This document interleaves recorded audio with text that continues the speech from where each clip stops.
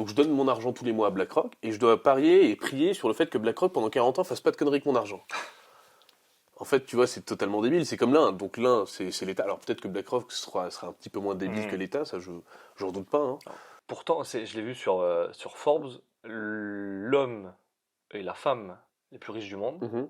c'est Bettencourt et Arnaud. C'est des Français. Oui. Oui, oui, c'est vrai. Tout le monde est pauvre, donc là ils sont contents, les mecs. Tout le monde est dans la merde, donc là tout le monde est content. Tu bats le cancer, machin, hein.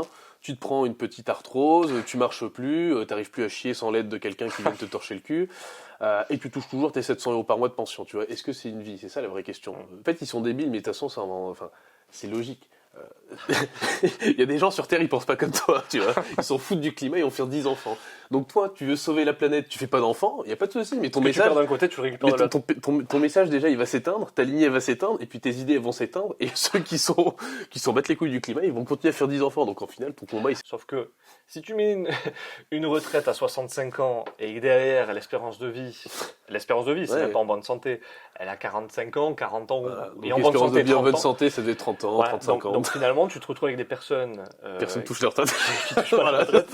Mais du coup, effectivement, c'est un système qui est viable. À mon avis, va essayer d'imposer ton enfant unique dans les pays pauvres. Déjà, tu l'as dit juste avant, rien que pour en fait une question de force de travail, ils peuvent pas se permettre d'avoir un enfant. Parce que déjà, il n'y a pas de médecin ou il n'y a pas de médicaments. Donc du coup, si l'enfant unique il meurt, bah, il se retrouve con. Et puis de deux, bah, t'en as besoin dans les champs en fait. Tu vois. Donc tu peux mettre ton enfant unique dans un pays plus ou moins semi-développé, ou en tout cas où il y a des bonnes infrastructures. Mais le monde, c'est pas la France, quoi. Hein. Donc, premier problème. Et deuxième problème, c'est que, et d'autant plus en France, l'argent, c'est hyper tabou. Ne parlons même pas d'investissement, ne parlons même pas de banque ou autre. Il faut pas en parler. Et donc Logique. tu te retrouves avec des niveaux de vie bien meilleurs que le niveau que Papa État veut te proposer. Ou t'imposer, on va dire. Non, papa État, il veut juste que tu meurs et prendre tout ton argent en fait.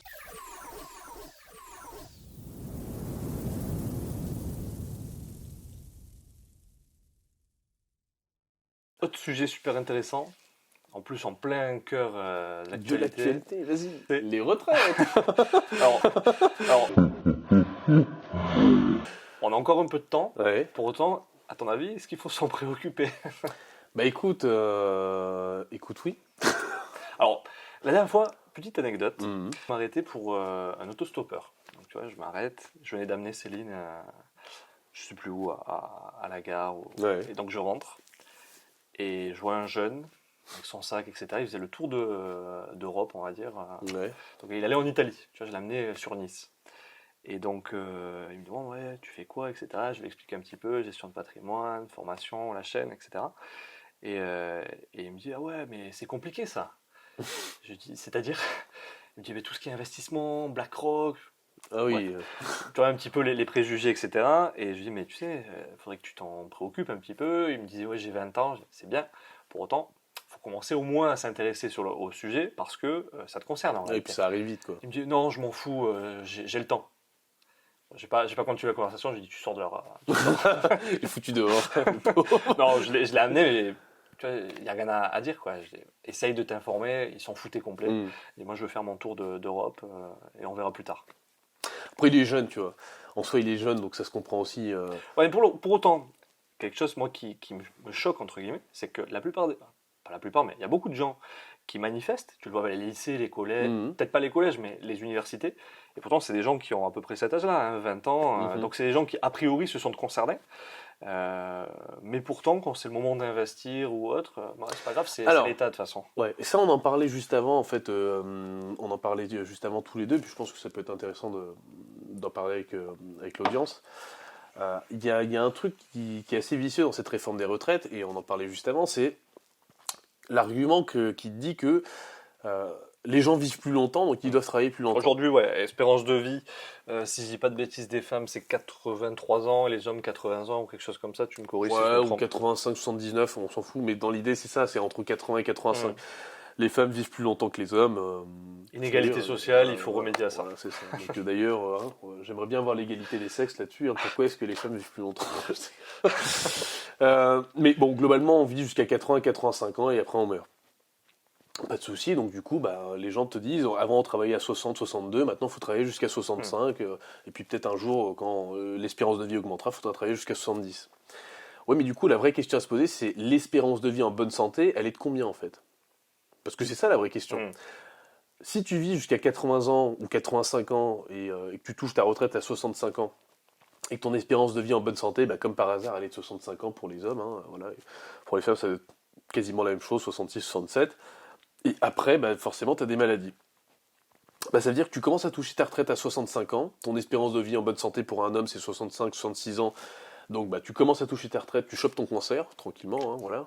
Peut-être À quelque chose près, on voilà, est. à 1 ou 2 ans près, voilà, tu commences à toucher ta petite pension de 600 euros par mois, 700 euros par mois, tu prends ton cancer. Et puis à 70 ans, t'es mort. Allez, on va dire que tu arrives Tu bah, fais jusqu'à tes 85 ans, on va dire. voilà, tu bats le cancer, machin, hein. Tu te prends une petite arthrose, tu marches plus, t'arrives plus à chier sans l'aide de quelqu'un qui vient te torcher le cul, et tu touches toujours tes 700 euros par mois de pension, tu vois. Est-ce que c'est une vie? C'est ça la vraie question. Hmm. Tu vois, est-ce que c'est une vie intéressante? Bah, personnellement, je suis jeune, je pense à ça, je me dis bon, je préfère crever en fait que de vivre comme ça, quoi, Hmm. tu vois, parce que là, c'est plus possible. Et donc c'est pour ça que l'argument des gens qui me disent, bah en fait, on vit plus longtemps, donc il faut travailler plus longtemps, vous êtes des fainéants, j'aurais de te dire, tais-toi sale con, parce que tu racontes que de la merde en fait.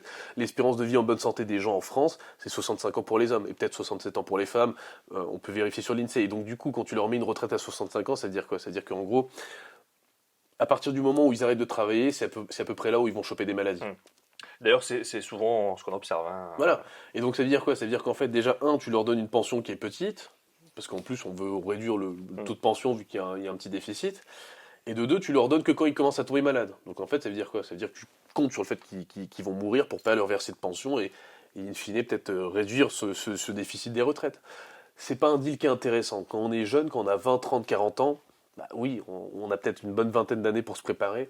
Oui, moi je pense qu'aujourd'hui, c'est intéressant de créer sa propre retraite parce que, un, j'ai pas envie de la toucher quand je serai malade, ici je suis malade, et deux, j'ai pas envie de toucher une pension ridicule vu tout ce qu'on a cotisé. Parce que les gens qui Ouais. payent aujourd'hui, qui cotisent pour la retraite, c'est des gens qui cotisent beaucoup pour la Ouais. retraite. Et ils On, se rendent pas compte en plus. on en parlait ensemble, et je vais te laisser la parole là-dessus. C'est le simulateur en fait salaire brut net de Hmm. l'URSSAF, où tu vois en fait, je te dis une bêtise, tu gagnes 2000 euros par mois, le montant que tu payes pour t'arrêter, ça doit être quoi, 500 euros, quelque chose comme ça? Sur 2000 euros, je sais pas, enfin. J'ai plus les chiffres en tête, mais effectivement, quand tu le vois le simulateur, tu as le brut, après tu as le brut, après tu as le net, et tu as le net une fois que tu as payé l'impôt sur le revenu. Et quand tu regardes donc ce qui ça coûte entre guillemets à l'entreprise, alors on me dit ouais, c'est pas une charge parce que le salarié apporte de la richesse. Attention, je dis pas le contraire. Comptablement parlant, ça reste une charge, enfin, tu le fais passer en charge.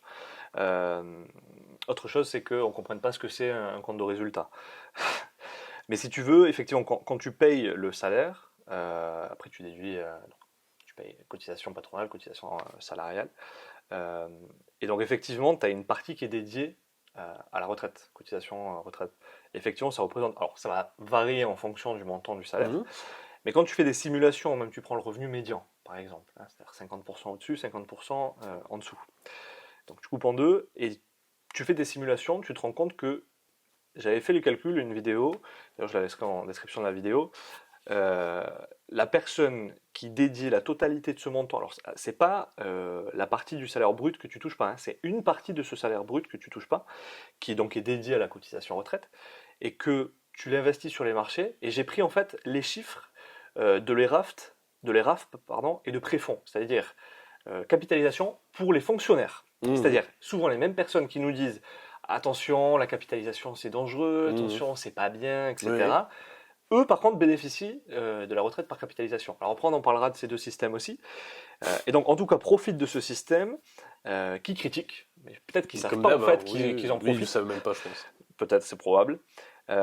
Et donc, à la fin, je prenais les taux de rendement internes Mhm. de préfonds et autres, à la fin, donc au moment où tu prends ta retraite, tu te retrouves avec un patrimoine qui s'approche des 1 million d'euros. Ce qui n'est pas non plus énorme, mais ce qui n'est pas non plus négligeable. Enfin, C'est c'est bien déjà pour une bien. bonne petite retraite, quoi. C'est très bien. Pour une Mhm. personne qui touche un salaire médian, je ne sais plus à combien il est le salaire médian, il est au-dessus du SMIC, mais c'est pas non plus 10 000 euros par mois, hein, c'est un montant. Et entre 50. 1800 et 2200, je Ouais, pense. c'est dans ces eaux-là. Je crois que c'était 1900, quelque chose comme Mhm. ça. Et donc, effectivement, tu dis, tu arrives presque millionnaire. Donc, si après, tu n'as pas été bête, tu as quand même un peu investi ton salaire net qui te reste dans la Mhm. poche, tu arrives à un petit peu investir régulièrement et autres, tu te retrouves avec un patrimoine, peut-être résidence principale, peut-être. Oui, voilà, Voilà. t'es pas à 70 ans T'es avec un pratique. cancer et 600 euros par mois. Voilà. Voilà, tu vis Exactement. tranquillement, t'as travaillé toute ta vie, tu vis décemment. Totalement. Quoi, Et donc, logique. tu te retrouves avec des niveaux de vie bien meilleurs que le niveau que Papa État veut te proposer. Ou t'imposer, on va dire. Non, papa était, il veut juste que tu meurs et prendre tout ton argent, en fait, c'est Ouais. tout. D'ailleurs, une anecdote, alors je sais plus où c'était, je crois que c'est au Royaume-Uni, si je dis pas de bêtises. Alors, il y a eu la débâcle l'année dernière des fonds de pension qui se sont cassés la figure avec la remontée des taux et autres.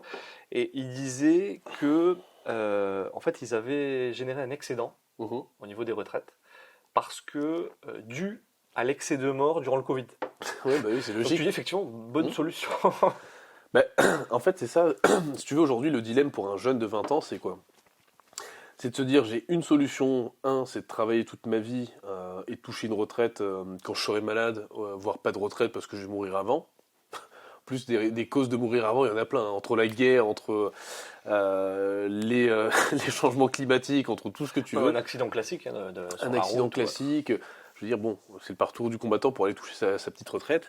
Il y a l'anecdote, excuse-moi, sur Bismarck, dont on parlait juste avant, qui est que, bah vas-y, dis-le, hein, il avait mis une retraite que tu pouvais toucher obligatoirement à 65 ans quand l'espérance de vie était à 45 ans. Grosso modo, si on fait un petit historique des retraites, Ça peut être marrant. 1670, c'est Colbert, donc ministre des Finances, je crois, de Louis XIV, qui commence à proposer pour les marins, parce que tu avais Louis XIV qui quand même s'inquiétait un petit peu pour les soldats et voulait leur assurer une retraite et autres. Après, tu as le régime, donc tu as 1888, je crois, Bismarck, qui met en place le système de retraite par répartition, hein, donc un système pyramidal, ni plus ni moins. On a beau dire ce qu'on veut, Non, mais c'est ça, techniquement, c'est un Ponzi en fait. J'ai besoin, voilà, c'est les nouveaux qui payent pour les exactement. J'ai toujours besoin qu'il y ait plus de nouveaux, ou que les nouveaux payent plus, parce que si elles se retournent, il faut que ou qu'il y ait moins d'anciens payés. Ou qu'il y ait moins d'anciens. Pour essayer de refaire une pyramide, quoi.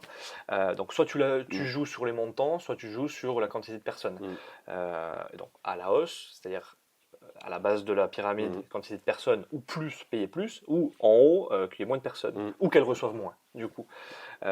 Et donc Bismarck effectivement avait mis en place le système par répartition, sauf que si tu mets une retraite à 65 ans et que derrière l'espérance de vie, c'est même pas en bonne santé, elle a 45 ans, 40 ans, et en bonne santé, en bonne santé, ça devait être 30 ans, voilà, 35 ans. Donc finalement, tu te retrouves avec des personnes personne touche leur retraite. qui touchent pas la retraite. Mais du coup, effectivement, c'est un système qui est viable. Ouais. Aujourd'hui, mais c'est même un système bénéficiaire pour l'État, parce que totalement. Du coup, tu payes des cotises, mais du coup, ça va dans la poche. Personne n'en profite. Voilà. Et du coup, après, tu as le régime de Vichy, c'est Pétain, et l'instauration du système de retraite par répartition en France, qui en 44 ou 45, je ne sais plus exactement, peut-être un petit peu avant, enfin Vichy 41. Hein. Et donc depuis, on a ce système qui n'a pas été beaucoup modifié. C'est un système qui marchait bien parce que les données à l'époque étaient bonnes. Voilà, maintenant, c'est un système qu'il faut changer parce que les données sont plus les mêmes. Quand tu regardes la pyramide, l'INSEE remonte, je crois, jusqu'à 1901. Donc quand tu regardes la pyramide, tu as un truc. Oui, c'est normal. Pyramide égyptienne. Aujourd'hui, tu as quelque chose, un gros tas qui se met en haut et de moins en moins de personnes, plus la fécondité a chuté. Le taux de fécondité il chute, les gens font des enfants de plus en plus tard, etc. Quand tu regardes, quel que soit le pays, quand tu as un pays qui se développe, tu as de moins en moins d'enfants. C'est normal, les gens ils sont au travail. Voilà. Et tu as aussi le fait que, c'est malheureux, mais c'est dans le livre Factfulness de Hans Rosling, il explique très bien, il dit, c'est malheureux, mais c'est comme ça, quand tu es dans des pays pauvres, malheureusement, les parents n'ont pas d'autre choix que d'avoir beaucoup d'enfants. Premièrement, parce qu'ils vont mourir, sinon il y a trop de maladies, machin. Il n'y a pas la contraception, et qu'ils ont besoin des enfants qui travaillent pour amener de l'argent. C'est une force de travail, effectivement. Et donc, petit à petit, quand tu te développes, déjà, avoir des enfants, tu n'as pas forcément envie, et tu te retrouves donc avec des pays où le taux de fécondité a chuté, tu as de moins en moins d'enfants, des études de plus en plus longues, donc il n'y a pas de revenus de toute manière, et donc ta pyramide s'inverse. Et puis aujourd'hui, tu as toutes les questions aussi dans les pays développés où les gens se disent si je fais des enfants, ça va polluer, j'ai pas envie de polluer, je fais pas d'enfants, bon là... D'ailleurs, il y a un livre sur ça, faut-il cesser d'avoir des enfants pour sauver le climat? En fait, ils sont débiles, mais de toute façon, c'est logique. Il y a des gens sur Terre, ils pensent pas comme toi, tu vois. Ils s'en foutent du climat et vont faire 10 enfants. Donc toi, tu veux sauver la planète, tu fais pas d'enfants, il y a pas de souci, mais ton message... Tu perds d'un côté, tu récupères de l'autre. Ton message, déjà, il va s'éteindre, ta lignée va s'éteindre, et puis tes idées, elles vont s'éteindre, et ceux qui s'en battent les couilles du climat, ils vont continuer à faire 10 enfants. Donc en final, ton combat, il sert à rien. Alors du coup, on va te dire, il faut leur imposer, il faut faire l'enfant unique, il faut contrôler la natalité. Ils vont te dire ça, du coup, ces gens-là. Qu'est-ce que tu réponds? Bah, à mon avis, va essayer d'imposer ton enfant unique dans les pays pauvres. Déjà, tu l'as dit juste avant, rien que pour en fait une question de force de travail, ils peuvent pas se permettre d'avoir un enfant. Parce que déjà, il y a pas de médecin ou il n'y a pas de médicaments. Donc du coup, si l'enfant unique il meurt, bah, il se retrouve con. Et puis de deux, bah, t'en as besoin dans les champs en fait. Tu vois. Donc tu peux mettre ton enfant unique dans un pays plus ou moins semi-développé, ou en tout cas où il y a des bonnes infrastructures. Mais le monde, c'est pas la France, quoi. Hein. Nous, Totalement. on est très chanceux ici. Hein.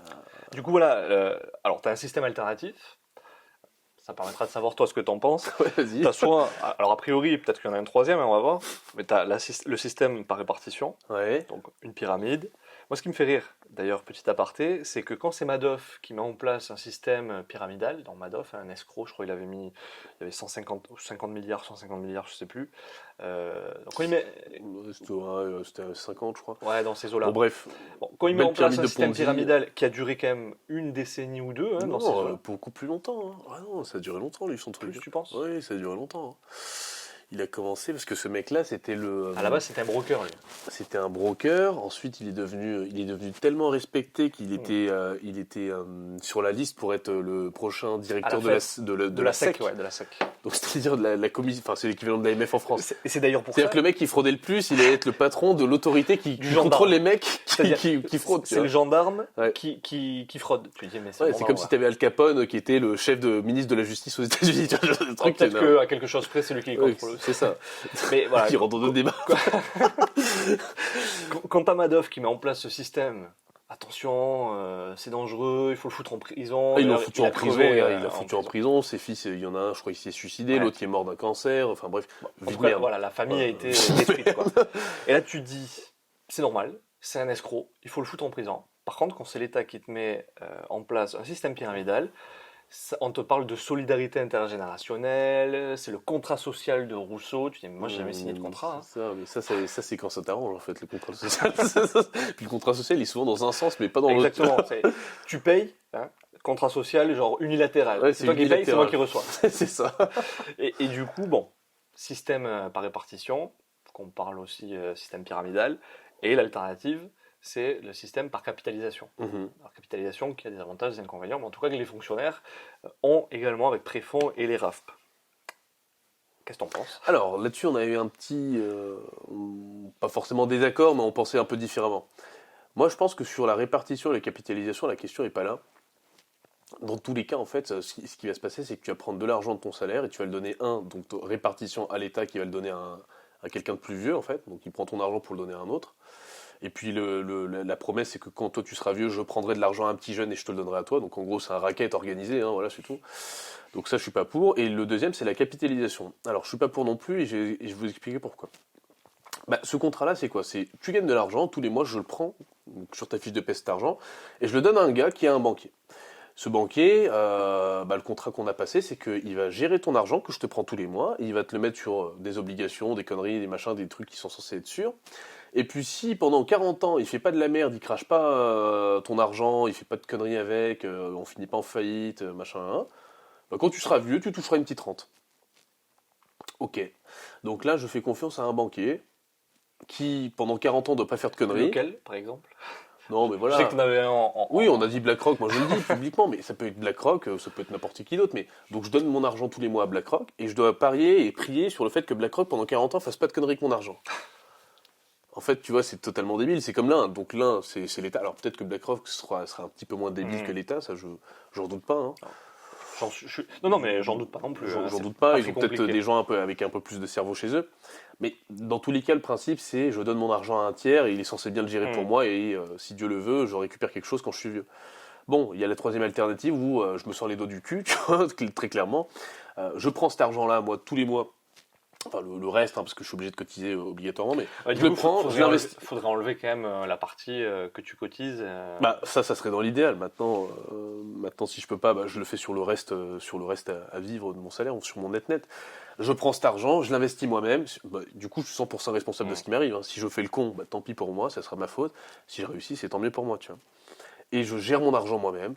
Et je me crée moi-même ma retraite. En général, logiquement, hein, tu fais tes tableaux Excel, machin, hein, bon, bah, au lieu d'attendre 40 ans pour avoir une retraite, peut-être que ça te prendra 20 ans. Et tu seras responsable de ton truc, et tu t'auras monté en compétences, et tu seras peut-être plus malin, tu auras peut-être aussi un meilleur QI financier. Et puis, ton argent, il est jamais mieux géré que par toi-même, tu vois. Ou alors, il faut un gestionnaire de fonds qui soit vraiment aligné avec toi. Il n'y en a pas 10 000, des gens hyper éthiques ou hyper... à qui tu peux faire confiance dans la gestion de fonds. En général, il faut avoir un peu de moyens pour avoir des mecs de qualité. Bon, bah, c'est pas ouvert à tout le monde, donc l'idée c'est quand même de te dire, bon, bah, vu que j'ai pas forcément 2 millions d'euros ou 3 millions d'euros de cash à filer à un gestionnaire, je commence avec moins, bah, je vais le gérer moi-même. Je vais forcément bien le gérer. Ou alors, même si je le gère mal au début, c'est pas grave. À long terme, c'est un investissement parce que j'investis dans mon cerveau. Donc, ça peut pas être un mauvais investissement d'investir dans son cerveau. Du coup, plutôt qu'une capitalisation, on va dire, Alors, institutionnelle, au lieu entre d'une guillemets, capitalisation indirecte où je donne mon argent à un tiers et puis pendant 40 ans je prie pour pas qu'il fasse n'importe quoi, je me dis, je prends cet argent, je le fais moi, forcément par contre je me forme, je fais pas le débile, hein, c'est comme quand je vais à l'école, j'apprends à conduire pour conduire une bagnole, j'apprends à investir pour investir. Bon, au début tu feras des erreurs et puis après normalement avec le temps ça ira mieux. T'investis à long terme intelligemment. Bon, bah, voilà, normalement ça doit bien se passer. Tu vois. Ouais. Et puis au moins, 100% responsable. Ça se passe bien, bah, ça va même très bien se passer parce que tu vas faire des bons investissements. Tu vas pas gagner 6-7, tu vas peut-être gagner 8-9. Et si tu fais le con, bon, bah, t'as le responsable en face de toi, t'as pas besoin de crier ah c'est BlackRock, ah c'est l'État, ah ma vie c'est de la merde parce que les autres ont fait de la merde. Bon, bah, là c'est moi qui ai fait de la merde, je me remets en selle. Tu vois.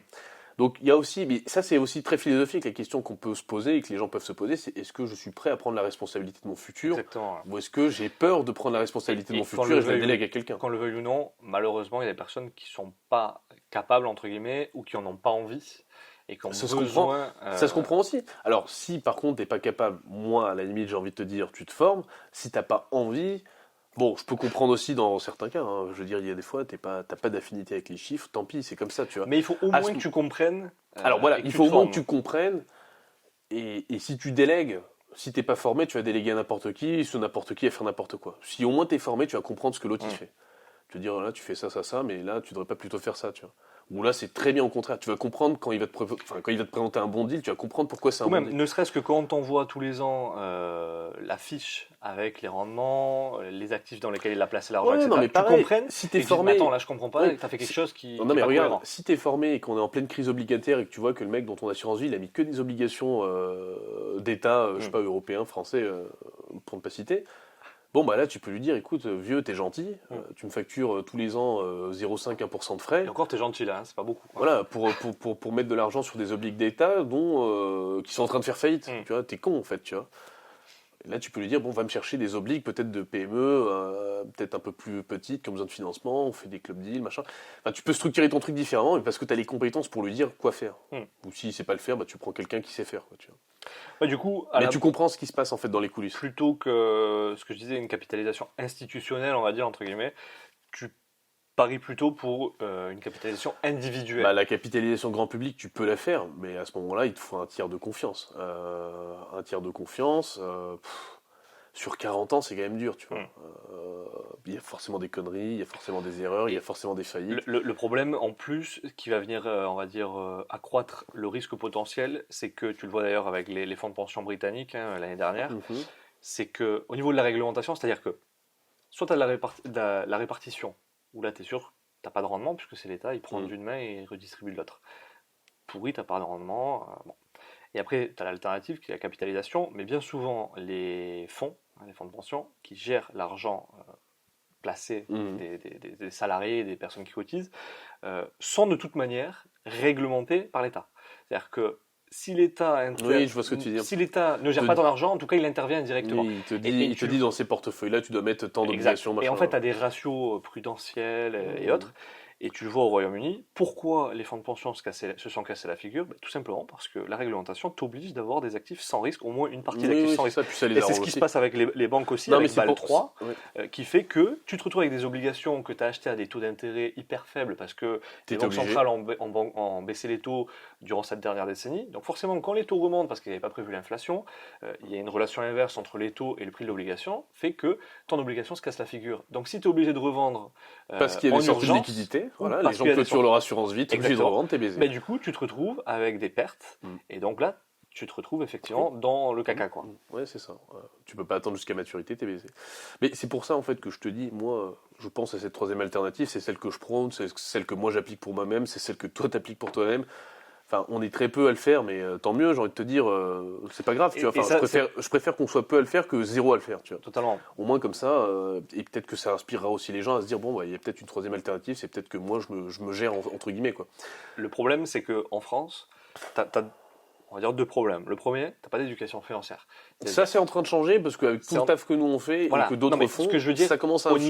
niveau de l'État, au niveau de l'éducation publique, Ah oui, non, il n'y a pas de ah, cours t'as d'éducation pas d'éducation financière, ça c'est clair. Moi, je me Ouais. souviens, quand j'ai commencé mes études de droit, déjà le droit, je l'ai commencé à la fac. T'as pas de cours de... Alors, on veut dire, oui, t'as des cours de droit civique. Enfin, excuse-moi, droit civique, c'est pas du droit. Oui, Enfin, puis, c'est pas... et puis même, j'ai envie de te dire, même moi j'ai fait, Bah, la fac, c'est du... enfin, moi j'ai fait de la finance, donc Master 1 Spé Finance, de marché, même ce que tu apprends à l'école, en théorie, à l'université ou en école de commerce, Ah oui, non, c'est oui. gentil sur le papier. Mm. Quand tu rentres dans l'industrie comme moi et que tu bosses concrètement, bah, moi j'ai bossé chez un courtier en bourse, chez FXM pendant plusieurs années, la réalité du terrain, ça n'a rien à voir avec la théorie que tu apprends en fait en finance de marché. Les trucs de machin, les grands calculs théoriques, ça ne marche pas, tu vois. Ou c'est de la grosse merde en fait. Tu t'en fais rien de ça, tu vois. En vrai, le monde c'est tellement le chaos que ça ne marche Pour avoir pas. une culture financière, c'est bien. Il faut être sur le mais terrain. Sur Moi, la je te le pratique, dis, ça, moi, ouais, c'est ce que, et de toute façon, c'est ce que tous les gens qui m'ont formé m'ont dit quand j'étais chez FXM, machin. Sylvain, la finance, tu l'apprends sur le terrain, quoi, tu vois. Ah, mais totalement. Un jour, j'ai un gros client qui était chez BNP, qui était directeur de la recherche là-bas. Il m'a dit, ça s'apprend sur le terrain. Il m'a dit, on s'en fout de tes cours théoriques, c'est cool, on a tous eu les mêmes en fait, tu vois, que tu fasses Polytechnique ou machin ou tout. C'est les mêmes cours de finance théorique que tout le monde a. La différence, c'est sur le terrain. C'est quand en fait, tu vas avoir des trucs qui vont te tomber sur la gueule. Et en fait, la finance, et ça c'est intéressant aussi comme information pour les auditeurs, c'est que c'est comment devenir un bon investisseur. C'est ça la vraie question. Alors là, tu vas te dire, est-ce que je dois lire tous les livres, machin. Lis tous les livres, c'est bien. Mais la vraie façon de devenir un bon investisseur, c'est développer une capacité à réfléchir. Tu vois, c'est développer une capacité à comprendre les choses et à les comprendre rapidement et à agir aussi rapidement. Bon, après, ça se fait étape par étape, tu vas pas tout faire d'un coup, mais c'est, t'as un problème. En gros, hein, moi, je vois vraiment comme ça ma relation à l'investissement. C'est chaque investissement est un problème, et ensuite il faut essayer de comprendre ce problème, et ensuite il faut essayer de voir comment l'exploiter le mieux possible pour en retirer le meilleur rendement.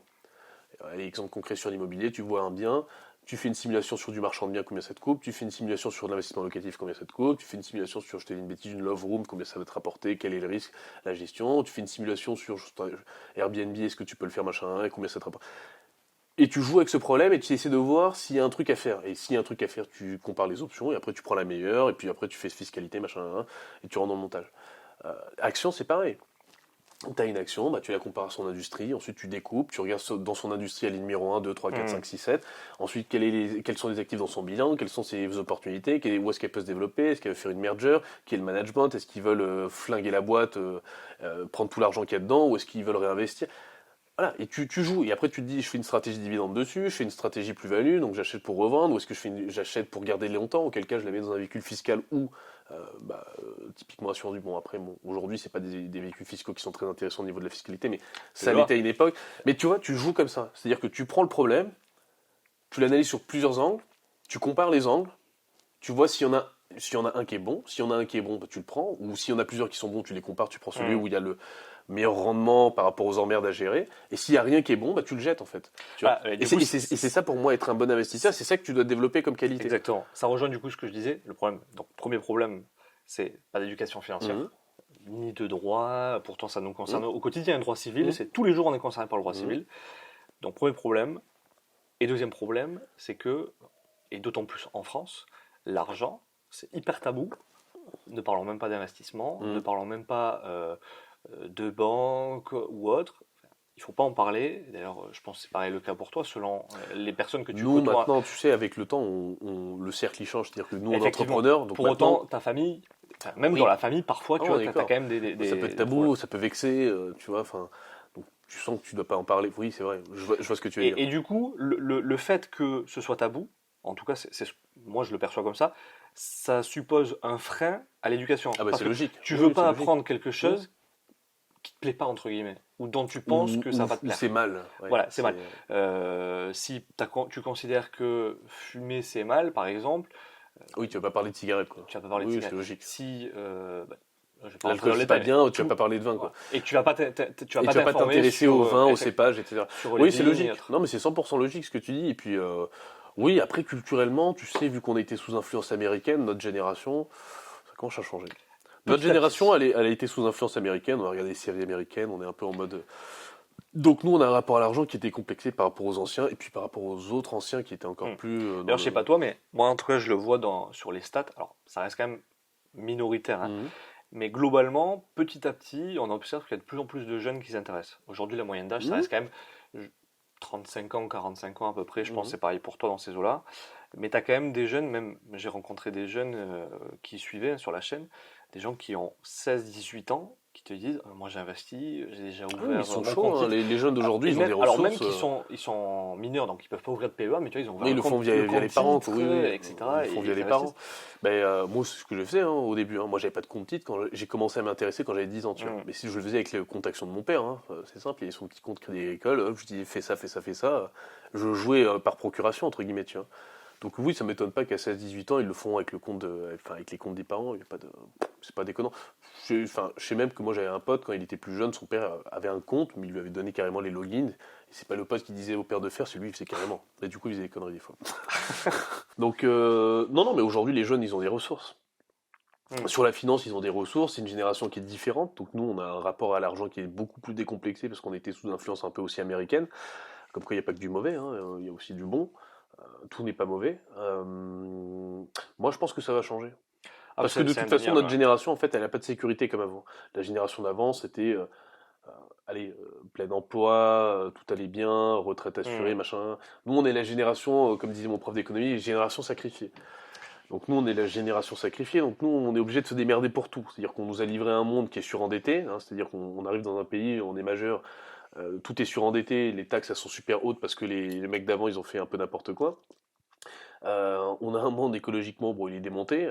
Pourtant, je suis pas écolo, mais bon, force est de constater que je dois constater des faits, hein. Oui, effectivement, c'est un peu la merde. Et on doit se démerder avec tout ça. Donc, nous, on est une génération, dans tous les cas, de débrouillards. Tu vois, les 30-40 ans Mm. d'aujourd'hui, bah, t'es obligé, enfin, ou même 20-30-40 ans d'aujourd'hui, t'es obligé de te démerder. T'as pas les mêmes cartes que les parents, tu vois. Et t'es pas là pour te plaindre en disant, ah, c'est mieux, eux, ils ont bien profité, nous, on profite pas.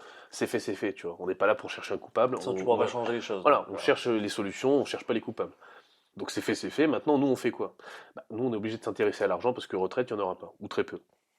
On est obligé de s'intéresser aussi à l'économie parce que, mine de rien, avant, on avait une certaine place sur l'échiquier politique et économique mondial. Aujourd'hui, c'est en train de changer. Donc on doit s'intéresser à ces thèmes-là pour comprendre notre nouvelle place dans le monde et comment nous, on va jouer maintenant dans ce nouveau monde.